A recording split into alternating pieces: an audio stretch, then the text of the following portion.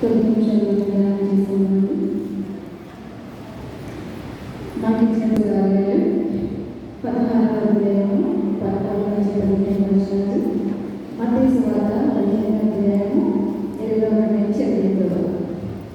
ఈ 3 పాఠాలను కూడా 3 స్త్రీలు మనకు కనిపిస్తున్నారు కదండి. పాత నిబంధన పాఠ్యభాగంలో ఎస్తేరు గారు కనిపిస్తున్నారు, పత్రికలలో లూదియా గారు కనిపిస్తున్నారు, సువార్తలో అనామస్త్రీ కనిపిస్తున్నారు కదండి.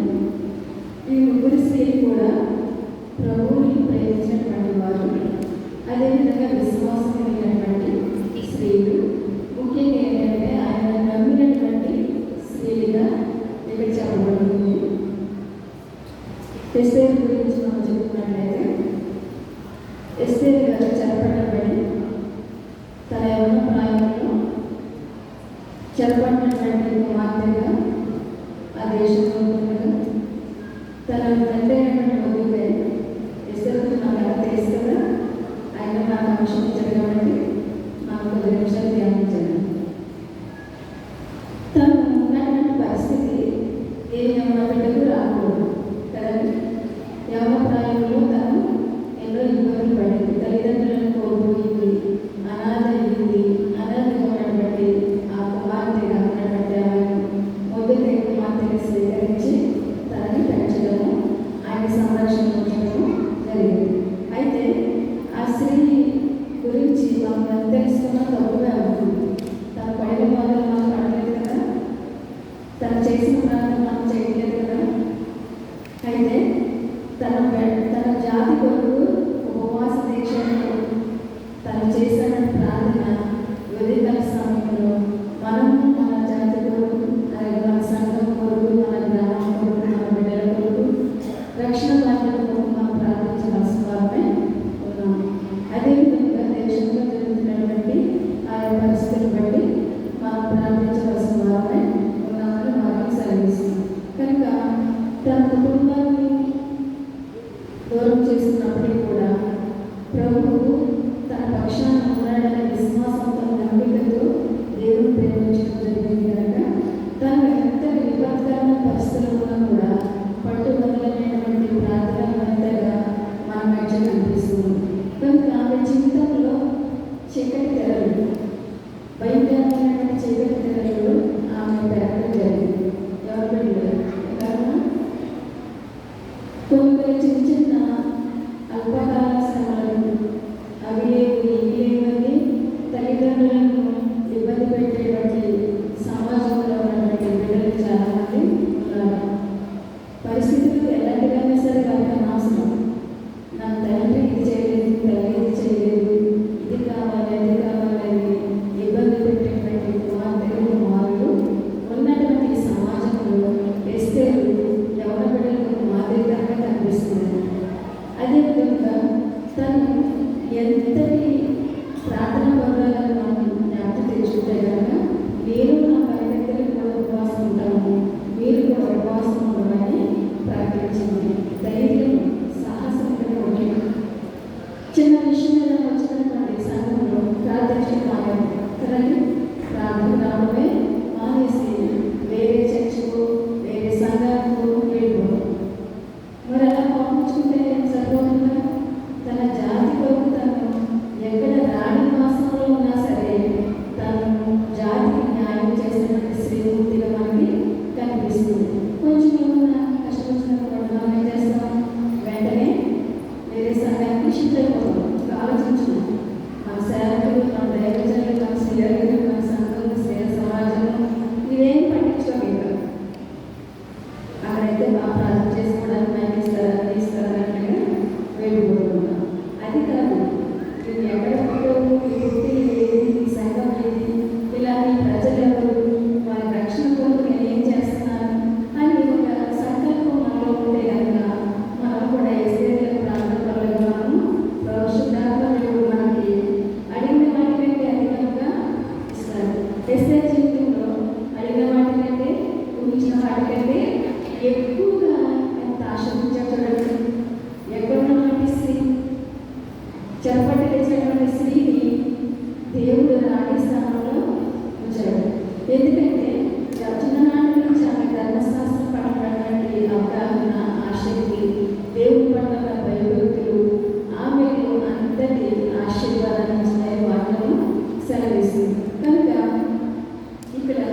కళ్ళలో ఉంచినటువంటి ఆశీర్వాదాలను దేవుడానికి ఇచ్చాడు.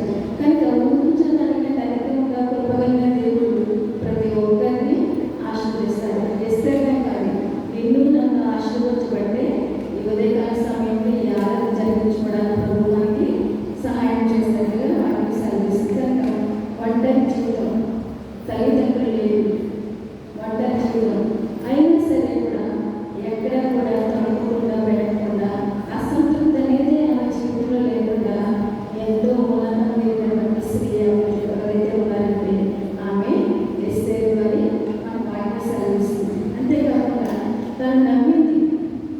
ఇక్కడ ఏమంటే ప్రభు నమ్మి ఆయన ప్రేమించినటువంటి విశ్వాసం గల స్త్రీ. అయితే నమ్మింది, దేవుడు నమ్మింది, ఆయన ప్రేమించింది. ఎలా ప్రేమించిందంటే యూదా జాతులంతా ఎంతగా ప్రేమించిందో అంతకంటే ఎక్కువ ప్రభుని ప్రేమించింది, విజయము సాధించింది. మరి నీవు నేను ఎంతగా ఆత్మీయతలు ఎదుగుతున్నప్పుడు కూడా మనం మన సంఘాన్ని ప్రేమించుకోవాలి, మన కుటుంబాన్ని ప్రేమించుకోవాలి, దేవుని యొక్క సన్నిధిని ఎడతెగక ప్రేమించేటువంటి స్త్రీలుగా బిడ్డలుగా మనం అందరూ ఉండాలి. ఇక్కడ యూదా జాతిలో జన్మించిన చిన్న కుటుంబీకురాలు 2000 గోత్రంలో ఉన్నటువంటి ఒక అనాథమైనటువంటి యవ్వనపేట స్త్రీగానే ఈ ఎస్తేరు జీవించారు మన వాక్యము సెలవిస్తుంది. అయితే ఎస్తేరు ఏం చేసిందంటే ప్రభు కొరకు కనిపెట్టింది. ప్రభు నమ్మింది కదా, ఆయన చేసే అద్భుతాల గురించి తెలుసు కదా, ఆశ్చర్యక్రియలు తెలుసు కదా, అందుకని నమ్మినటువంటి ఆమె తన బాల్యం నుండే దేవుని భయభక్తి వెళ్ళినటువంటి బిడ్డగా మనం చూస్తున్నాం. ఇక్కడ చూడండి సంగీతం 40 సంగీతంగా మొదటి రోజు చూసినట్లయితే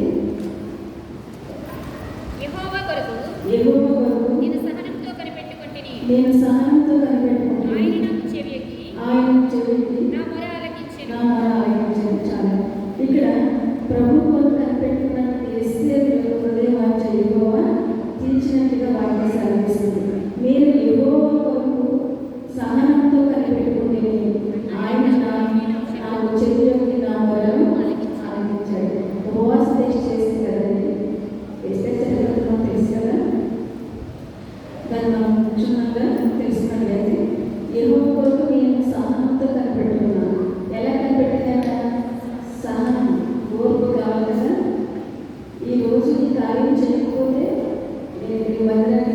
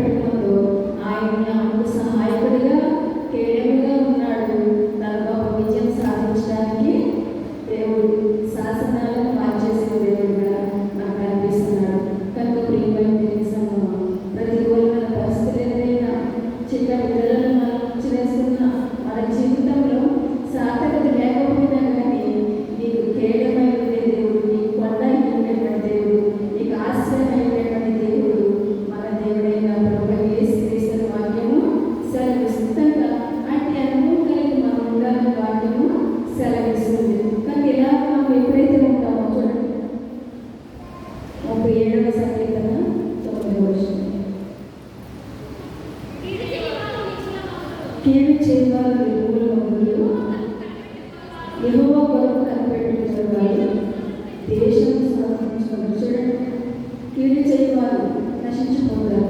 కీడు చేయాలి తన జనాంగానికి అంతా అనుకున్నటువంటి వాడు ఆ ఊరిపోయినే ప్రేరాడు. కనుక ఇలా దేశం సమర్థించుకునేటువంటి అధికారంలో ఎస్తేరు మొదలై మనం చూస్తున్నాం. 34వ వచనం చూస్తే కనుక యెహోవా కొరకు కనిపెట్టుకుని ఆయన మార్గం అనుసరించి నడుచును, భూమిని సమర్థించుకున్నట్లు ఆయనను హెచ్చించును. ప్రభు కొరకు కనిపెట్టుకుంటే ఇన్ని ప్రయోజనాలు ఉన్నాయి. ఇలా చేస్తాడంటే ఆయన యెహోవా కొరకు కనిపెట్టుకుని ఆయన మార్గం అనుసరించును, భూమిని సమర్థించుకున్నట్లు ఆయనను హెచ్చించును. హెచ్చించడం లేదా ఎస్తేరుతో పాటు మొదలైన కూడా హెచ్చించాడు.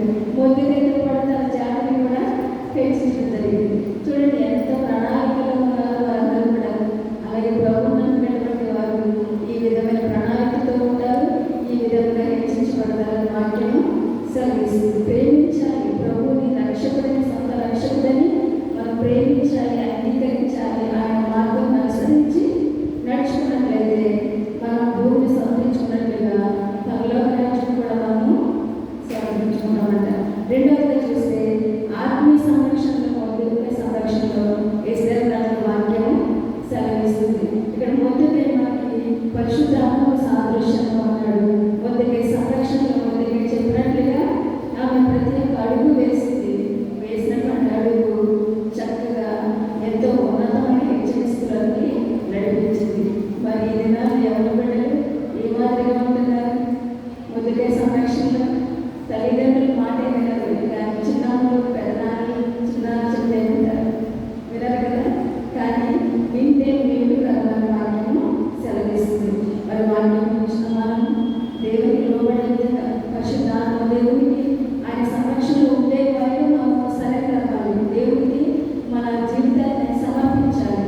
అప్పుడు మనము మొదటిలో లోబడే స్వభావం ఎలాగైతే ఎస్తేరు సంపాదించుకుందో మనం పరిశుద్ధాత్మకు లోబడేటువంటి స్వభావం కలిగి ఉండాలి. మన స్వభావం వెంటనే ఉంటుంది కదండి. ఇప్పుడు మదిలో ఉన్నాం కాబట్టి దేవా సదాసం నేనే అనుకుంటాం. మళ్ళీ మన నుంచి వెళ్ళేటప్పటికి పొలం కోణంలో మనం ఉంటుంటాం. కానీ అలా ఉండకుండా ఎప్పుడు మనం ఆత్మీయ సంరక్షణలో పెట్టినటువంటి ఎస్తేరు వల్లే మనం ఇంట్లో ఉన్న, బయట ఉన్న, మందిరంలో ఉన్న, ఎక్కడున్నా సరే కూడా ఈ ఆత్మీయతను కనపరిచే స్త్రీగా పురుషుడిగా ఉండాలని వాక్యము సెలవిస్తుంది. అదే కదా మొదటిగా లోబడే స్వభావంలో ఉన్నది చక్కటి సౌందర్య ఉదయాన్ని బట్టి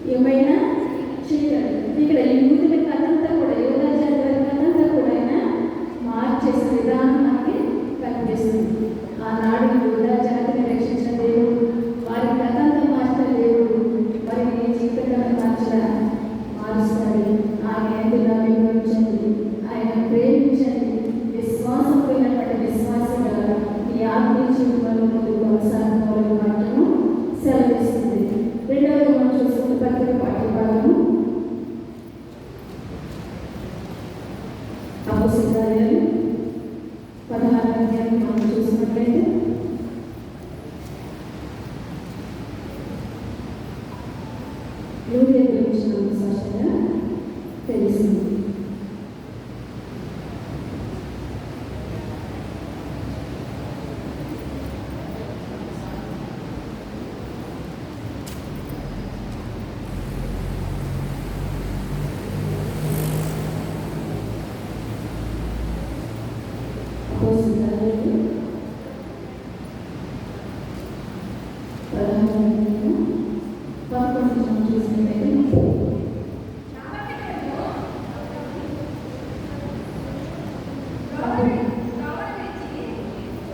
త్రోవను విడిచి ఓడకి తిన్నగా సముద్రకెళ్ళిన మరునాడు అక్కడ ఇంటికి వచ్చింది.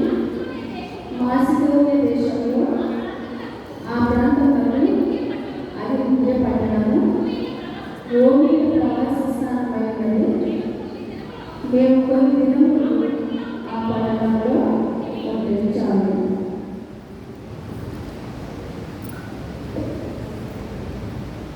ఇక్కడ లూదియను జ్ఞాపకం చేసినట్లయితే తను ఏ విధంగా ఉందంటే ఇక్కడ సువార్త ప్రకటించేటువంటి స్త్రీగా ఇక్కడ మాకు కనిపిస్తుంది.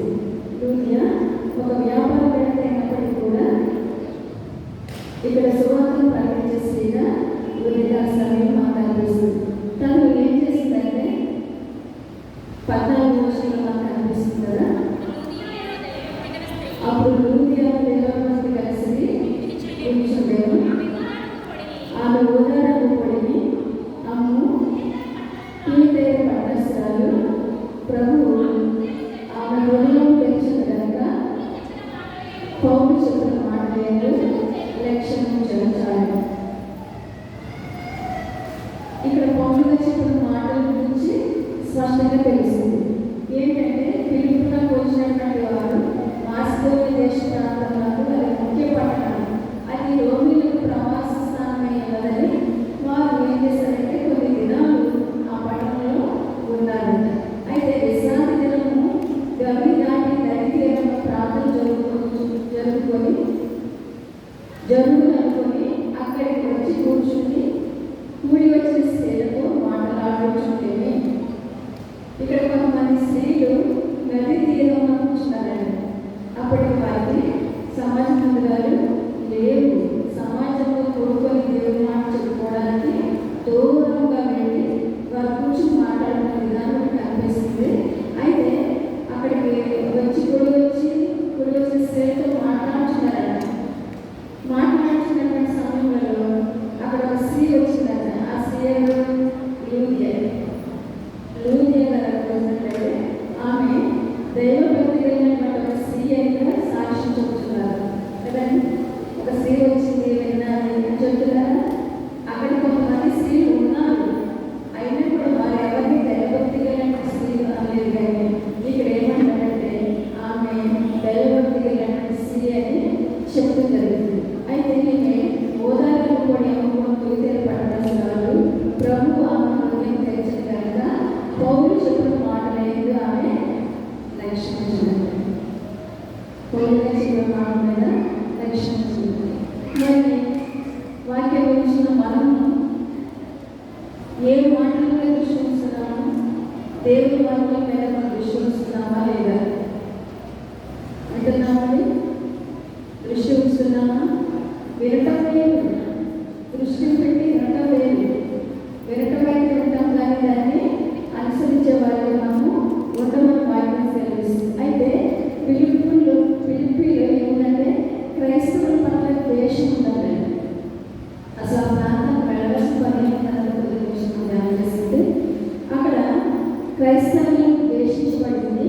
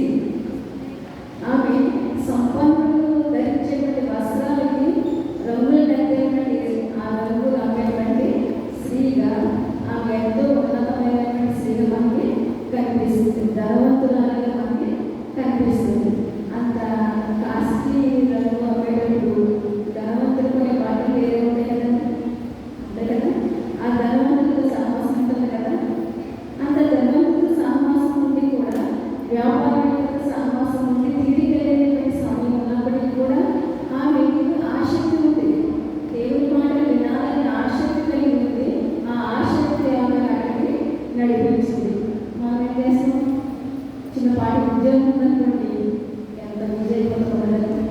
కాబట్టి నాకు అసలు ఖాళీ లేదన్న, అంటే అసలు ఖాళీ లేదన్నాను.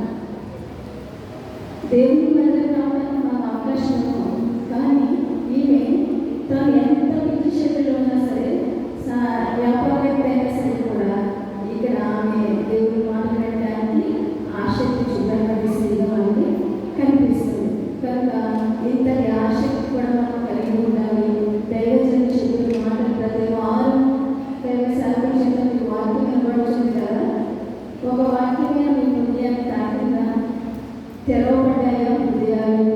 ఆ హృదయంలో దేవుని చేర్చుకున్నామా లేదా అని మనల్ని మనం పరీక్షించుకోవాల్సిన వారమే ఉన్నాం. కనుక ఇలాగా దేవుని వాక్యాన్ని నేటికి కూడా ఈ వాక్య భాగాలను చదువుతున్నప్పుడు స్త్రీలతో పాటు ఆమె కూడా మనం ఎప్పటి తెచ్చుకుంటున్నాం. ఒక డివిటీగా లూది ఉందన్న మంచి ఆ 5 రూపాయల ఖండాన్నంత వెలిగించేటువంటి స్త్రీగా ఆమె ఉంది. ఈమె ట్వితైర పట్టణస్థాలు కదా. ట్వితైరలో ఉన్న సంఘానికి మొట్టమొదటి స్వార్థికురాలు ఎవరంటే లూది అనే చెప్తామా ప్రదేశం. ట్వితైర పట్టణస్థాలు ప్రకటన సంఘాలనే కదా. మీరు అర్జెంట్ వాక్యం మాట్లాడుతారన్నమాట. ప్రశాంతంగా చెప్పేది రాష్ట్రీయ వస్తుంది. కనుక ట్వితైర సంఘానికి ఈమె ప్రముఖురాలు, మొట్టమొదటి విశ్వాసి అని మనం చెప్పగలము. ఎందుకంటే ఆమె కొంతమందిలో ఆమె హృదయమే తెరవబడింది. ఆమె దైవజనుల ఇంటికి ఆహ్వానించినది, కుటుంబాలంతటికీ బాప్తిస్మము రక్షణలోనికి నడిపించింది. అప్పటి వరకు సర్వ సమాజాలు ఏమి కూడా లేవు. కానీ 10 మంది పురుషులు ఉంటే సమాజం ఏర్పాటు చేసుకోవచ్చు. అక్కడ 10 మంది పురుషులు కూడా లేరు. స్త్రీలు ఏం చేస్తారు? దూరంగా వెళ్ళి ప్రతి పురుషుని దేవుని మాటలు ఆలకించడము, చెప్పుకోవడం జరిగింది. కనుక ఆ మాటలనే ఆమె వెళ్తాము, ఆమె మాట్లాడటం చూసి ఇక్కడ పౌలు గారు చక్కగా చెప్తున్నారు. ఏమని చెప్తున్నారంటే, లూదియా దైవభక్తి గల స్త్రీ విషయం ఆమె ఉదాహరణ కూడా ఏదైనా ప్రవర్తిస్తున్నారు. ప్రభు ఆమెకు ఉదయం చేసిన కనుక పౌలు చెప్తున్న మాటలు లక్ష్యం నుంచి ఆమె వారు బాప్తిస్మము ఆమె అంటుంది, నేను ప్రభువునందు విశ్వాసం కలగాలని వేయిస్తే నా ఇంటికి వచ్చి ఉండుడని మమ్మల్ని బలవంతం చేస్తానండి. బ్రతిమాలంటే బలవంతం చేసిందంట, బ్రతిమాలంట. ఒకవేళ నా హృదయం తెరవబడకపోతే నేను పిలిచేదాన్ని కాదు, నాకు ఖాళీ ఉండదు. మీకు సేవ చేసుకుని మీ వంట పెట్టిన తిరుగుబడి అసలు ఉండదు. కానీ ఎప్పుడైతే పౌలు గారి మాటలు ఆసక్తిగా వెళ్ళి దేవునికి స్థానం ఇచ్చిందో ఆటోమేటిక్గా దైవజనులకు స్థానం ఇచ్చింది. అంటుంది కదా, నేను ప్రభువులను విశ్వాసం కలగాలని మీరు ఇచ్చితే మనము దైవజనుల చేత విశ్వాసం గల స్త్రీ అని ఎంచబడాలి. దైవజనుల చేత విశ్వాసం గల పురుషుడని ఎంచబడాలి. సాక్షిగా ఇస్తారు దైవజనులే కదా, అంతే కదా. రోజు చెప్పేసి కదా సాక్ష్యం కాదు, అప్పటికి వచ్చి మేము సాక్ష్యం కాదు. ఇది నిజం, ఇది వాస్తవం. అందుకే ఇక్కడ పౌలుగా చెప్పిన మాటని రక్షించింది. అయ్యా మీ మాటలైతే రక్షించాను కాబట్టి నా హృదయం పరిశుద్ధాత్మ దేవుడు తెరుచుకునే చేశాడు. నా పాపమంతా విడిచిపెడుతున్నాను, నా హృదయం ఖాళీగా ఉంది.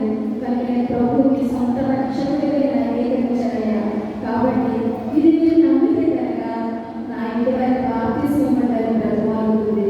అదేవిధంగా నేను ప్రభువుని విశ్వాసం కలగాలని వివరిస్తే నా ఇంటికి వచ్చి విడని వారిని బ్రతమాలుతున్నారు.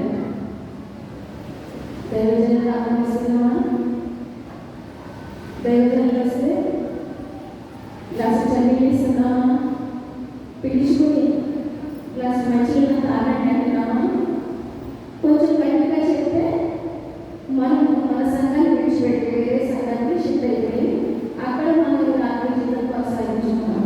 అంతేగాని మన హృదయాన్ని మాత్రం మనము మార్చుకోవాల్సిన అవసరం కూడా మనకి లేదని మనం జీవిస్తాం. ఇక్కడ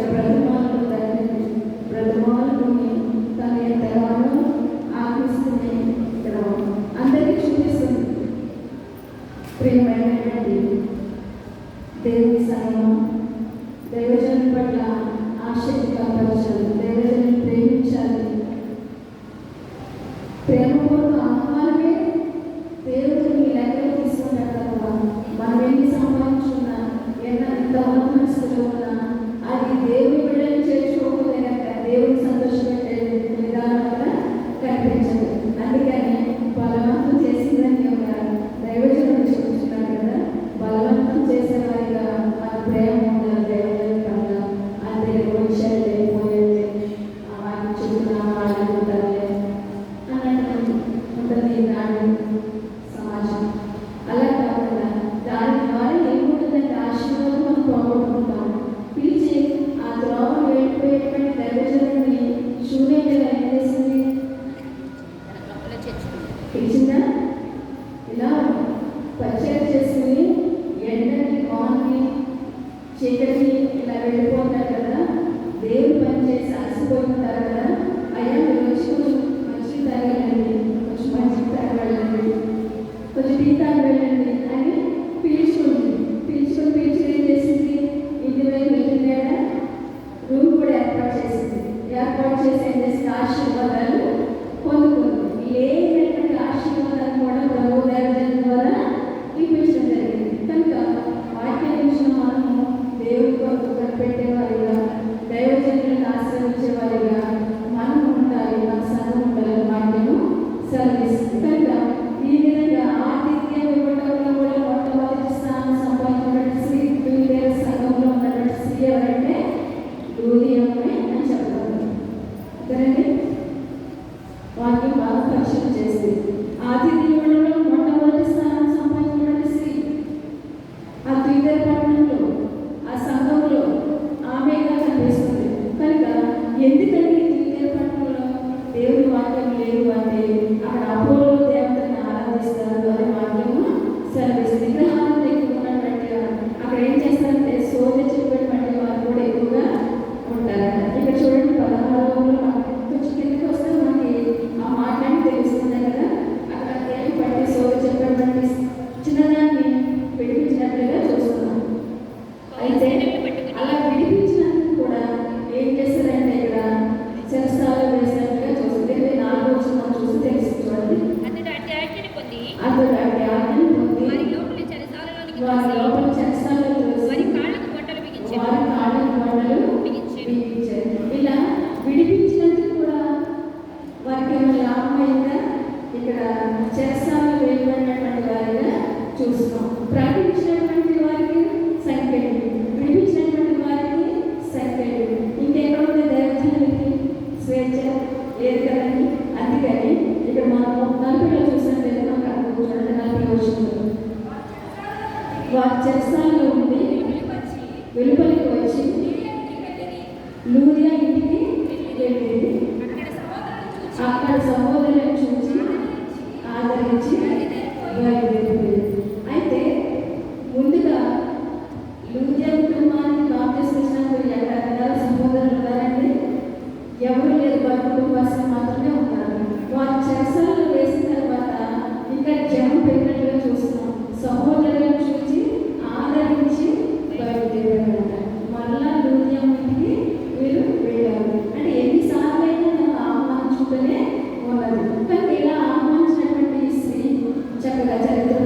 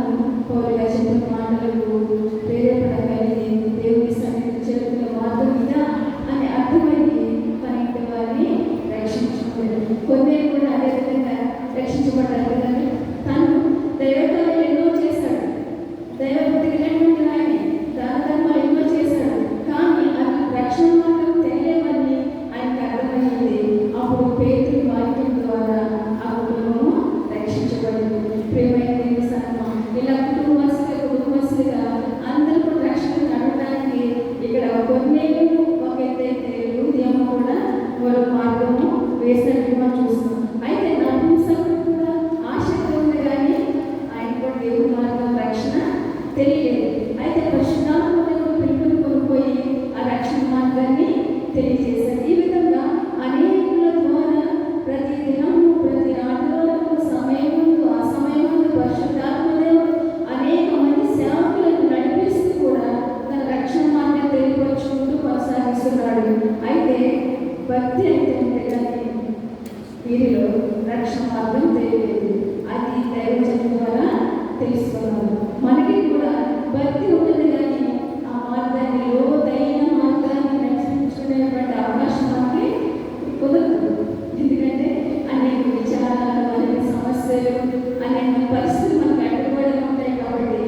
కానీ అడ్డుకోవడం సమస్యలను మార్చడం వేసేది తన కుటుంబం నాశనం కాకుండా మార్చినటువంటి లూదియా ఎన్ని దానాలు చేసినా అందరు ఉపకారం చేసినా ఇది కాదు మార్గం చేసినటువంటి కొన్నేళ్ళు తన కుటుంబాన్ని రక్షించుకున్నాడు. నపుంసక ధర్మశాస్త్రాలను పాటించినా కూడా ఇది కాదు ఏదో ఉంది దేవుడి మార్గం ఉంటే ఏదో తెలుసుకున్న ఆపేక్ష కృష్ణ ఉంటే పరిశుద్ధాత్మ తన హృదయాన్ని పిలుపుని పాటించాడు. ఇవన్నీ కూడా దేవుడి కార్యాలుగా మనం పెంచి దేవుని సన్నిధిలో ఎస్తేరు రాణి లూదియా ధర్మంతురాలు అయినా సరే గర్వం లేకుండా ఎంతగా తగ్గించుకున్నారో దేవుడు మనకి కనిపిస్తుంది. ధర్మం ఎక్కడ ఉంటుందో మన హృదయం అక్కడ ఉంటుంది. జాబ్ ఎక్కడ చేస్తామో మన హృదయం అక్కడ తిరుగుతుంది కానీ దేవుని సన్నిధిలో తిరిగిలాడదు. కనుక రక్షణ నిర్లక్ష్యం చేసి మనం సంపాదించుకుని ఏమీ లేదు కనుక దేవుడిలో కష్టపడేటువంటి మన సంతం కావాలి. ఎప్పుడు చురుకైన వారు దేవుడు అక్కడ స్త్రీలు చురుకుతనం కలిగి ఉండాలి. ఎప్పుడెప్పుడు దేవుని దగ్గరికి వెళ్తామా, ఎప్పుడెప్పుడు దేవుని ధ్యానిస్తామా, ఎప్పుడెప్పుడు పాటలు పరిశీలిస్తామా, ఎప్పుడు ప్రార్థన చేస్తామా, ఎప్పుడు వాక్యం చెప్తామా, ఇలా ప్రతి నిమిషం మన జీవన శైలిలో ఏదైతే దేవుని కొరకు బయట చేయమని దాన్ని బలోపేతంగా గమనించుకుని దేవుని కొనసాగాలని వాక్యము సెలవిస్తుంది. కనుక పౌరుగా చెప్పిన మాటలకు జీవపు మాటలు మాట్లాడేది జీవములకు మార్గం వేసిన మాటలు కాబట్టి జీవపు మార్గంలో ఆమె పయనించాలనుకుంది. అంటే ఇది ఆమె పయనించింది. ఇంకా సహోదరులను కూడా కట్టుకుంది.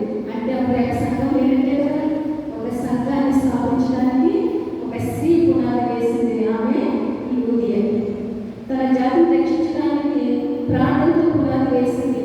ఆమె యేసు.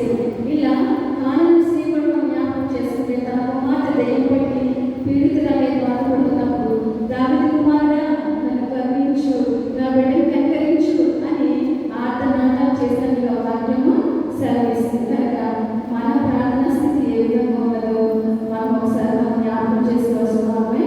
నమ్మకం చూడండి ఒకసారి తీసుకున్నాం. ఆ దేశం అంతా పోయిందంటే యేసు అక్కడి నుండి బయలుదేరి దేశం నుంచి బయలుదేరి తూరు సీదోనుల ప్రాంతంలోకి వెళ్ళగా ఇదిగో ఆ ప్రాంతం నుండి కానాను స్త్రీ ఒకటి వచ్చి ప్రభువా దావీదు కుమారుడా నన్ను కరుణింపుము, నా కుమార్తె దెయ్యం పట్టి బహు బాధపడుచున్నదని కేకలు వేసింది. ఒక్క మాట అయినా చెప్పలేదండి. మరి ఈయన అందరూ నమ్మినటువంటి ప్రభు కదా, ఒక మాట అయినా చెప్పాలి కదా, ఒక మాట అయినా చెప్పలేదంట. అయినా సరే ఆమె వెంబడి పడి కేకలు వేసిందంట. ఏమని? దావీదు కుమారుడా నన్ను కరుణించయ్యా, నా కుమార్తెను కరుణించయ్యా అని ఎంతగానో ప్రాధేయపడే విధానం మనకు కనిపిస్తుంది. కనుక తల్లిగా కుమార్తెలుగా బాధ్యత ఉంది, కుమారులకు బాధ్యత ఉంది, యజమానులకు బాధ్యత ఉంది. సంఘంలో కూడా వధువు సంఘం, తల్లి సంఘం, సంఘంలో కూడా మనదే బాధ్యత. బాధ్యత భాగం ప్రభు మనం భరించాడు కాబట్టి మనం తప్పకుండా ప్రార్థన చేసి మనందరము ఉండాలి.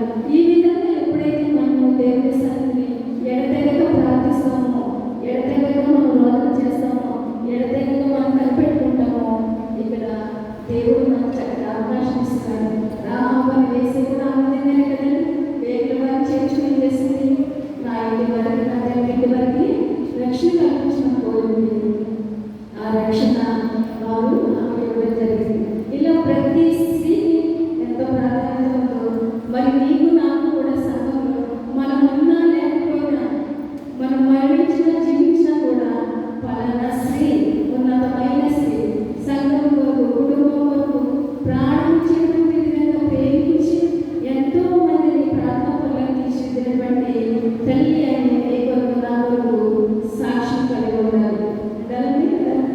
ఉండాలి. కనుక ఉండాలంటే హృదయంలో దేవుని వాక్యము ఉండాలి. ఎలా ఉండాలంటే మన మెడకు హారములే దేవుని ఉపదేశం ఉండాలి, దేవుని వాక్యం ఉండాలి. మన మీద వాస్తవం వాటిని మనం కలిగి ఉంటే ఆటోమేటిక్గా మన పిల్లలు కూడా వాటిని ధరిస్తారు. ధరించినటువంటి స్త్రీయే ధర్మశాస్త్రం చదివి వాటి పడపోసి అనుభవించినటువంటి స్త్రీ ఎవరైతే ఉన్నారో వేస్తాడు కదండి. ఈ విధంగా మనం నేర్పిస్తే వాటి నుంచి వారి బిడ్డ కూడా తొలగిపోయిన వాటిని సాధిస్తుంది. మరి వాక్యం నుంచి నీవు ఎస్తేరు అనే త్యాగపూర్ణ జీవితం జీవిస్తావా? ధైర్యం కలిగి ఉంటావా? తెగింపు కలిగి ఉంటావా? సాధారణ వేసినటువంటి గురుల నుంచి, సాధారణ పెట్టినటువంటి ఇబ్బందుల నుంచి, ఇరుకుల నుంచి, కష్టాల నుంచి వాడిని గెలవడానికి నీకు ప్రార్థన ఆయుధంగా చేసుకుని నీ కుటుంబాన్ని పైకి లేవనెత్తావా? లేకపోతే నశించిపోయేగా నీవే ఉంటావు? నీవే తీర్మానం చేసుకోవాలి. నిజానికి ఆ సమయంలో ప్రభు మాట్లాడుతున్నాడు. ఈ స్త్రీలందరికీ ఇచ్చినటువంటి ఘనత ఏమంటాడు? కయ్యేది అడిగాడు. కయ్యేరు హేబేలు ఎక్కడ అని అడిగాడు.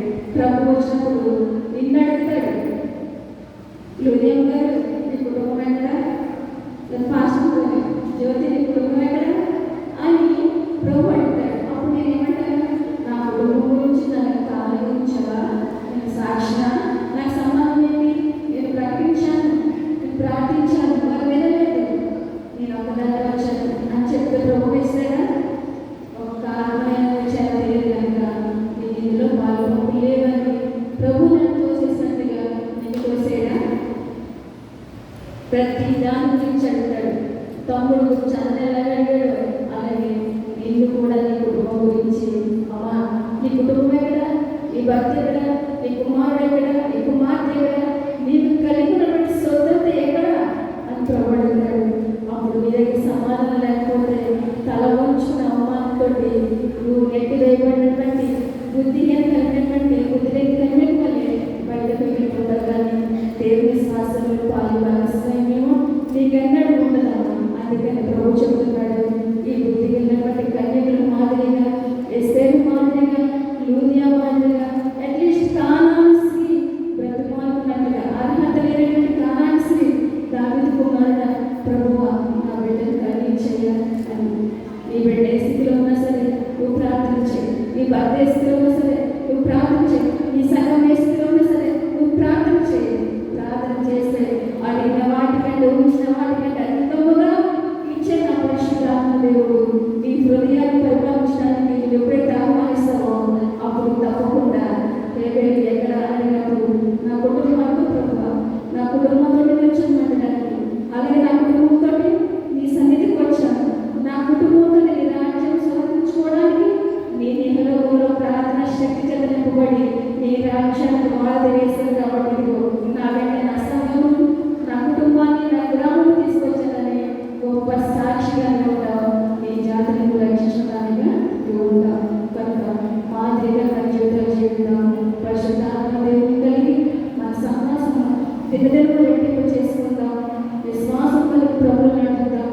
నమ్మిక కలిగి ఎలాగైతే ప్రభు స్వస్థత చేశాడు, అద్భుతాలు చేశాడు, ఆశ్చర్యం చేస్తాడు, అవి మనకి ఎందుకు అనుకుంటాం? వాటి ద్వారా విశ్వాసము రెట్టింపు అవుతుంది. కాబట్టి ఆ రెట్టింపు కర్తయ్యేత ప్రభు ఉదయకాల సమయంలో నిలబెట్టుగా అనుగ్రహించగాక. అవును.